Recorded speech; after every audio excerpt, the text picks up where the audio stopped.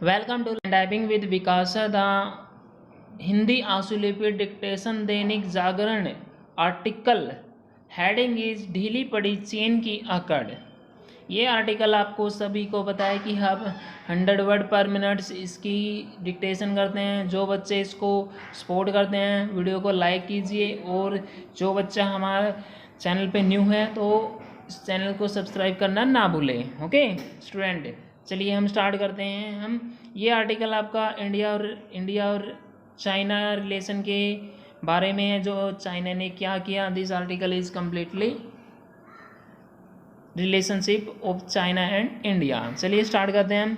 Be ready, start. Ladakh में पैंगोंग झील के उत्तरी और दक्षिणी छोरों से चीनी सैनिकों की वापसी का सिलसिला यही बताता है कि आखिरकार चीन की अकड़ ढीली पड़ी। यह अच्छा है कि चीन को कुछ देर से ही सही यह समझ आ गया कि वह सीमा पर दादागिरी नहीं दिखा सकता। वह इसे भूल नहीं सकता कि गलवान घाटी में उसकी सेना के दुस्साहस का भारतीय सेना ने किस तरह मुंह तोड़ जवाब दिया था। अकड़ दिखा रही चीन का ढीला पड़ना भारतीय सेना के शौर्य और भारत सरकार की दृढ़ता का परिचायक है। चीनी सेना जिन इलाकों से पीछे हटने को तैयार हुई, उन्हें चीन अभी तक अपने कब्जे वाला क्षेत्र बता रहा था।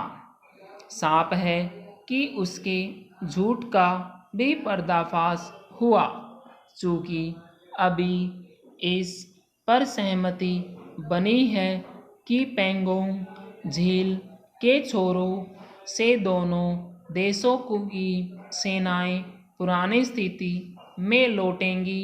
इसलिए भारत को सतर्क रहना होगा। यह सतर्कता तब तक जारी रखनी होगी जब तक चीनी अन्य क्षेत्रों से अपनी सेनाओं को पिछले साल अप्रैल की स्थिति में नहीं ले सकता।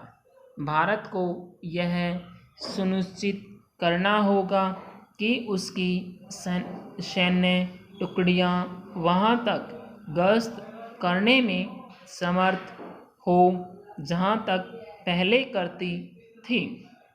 यह सुनिश्चित किए गए बगैर भारतीय सेना को उन इलाकों से पीछे नहीं हटना चाहिए जहां पहुंचकर उसने बढ़त कायम की। मौजूदा हालत में चीन पर एक सीमा से अधिक भरोसा नहीं किया जा सकता। उसने खुद अपनी हरकतों से भारत का भरोसा खोया है। यदि वह संबंधों में सुधार के लिए वास्तव में इच्छुक है तो फिर उसे सीमा विवाद सुलझाने में तत्परता और गंभीरता दिखानी होगी। अगर वह सीमा विवाद सुलझाने के लिए आगे नहीं आता तो उसके इरादों को लेकर संदेह कायम रहना स्वाभाविक है। भारत का जोर केवल सीमा विवाद सुलझाने पर ही नहीं बल्कि आत्मनिर्भर अभियान को गति देने पर भी होना चाहिए। चीन का सही तरह सामना तभी किया जा सकता है जब भारत आर्थिक रूप से और समर्थ बने।